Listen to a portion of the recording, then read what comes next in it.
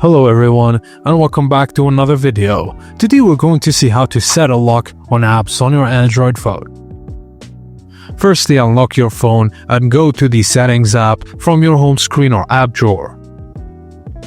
In the search bar at the top of the screen, Settings page, type App Lock and type on the results when it appears. Now you'll be redirected to the App Lock setup page. If you're first time using it, you may need to set a password or pattern.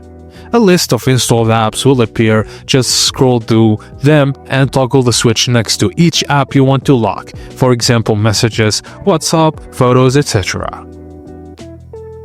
Now, once selected, exit the settings, and now the next time you or anyone else open one of those locked apps, the phone will ask for your PIN, pattern or fingerprint before granting access. And that's it guys, as simple as that. Thank you for watching and please don't forget to like and subscribe for more.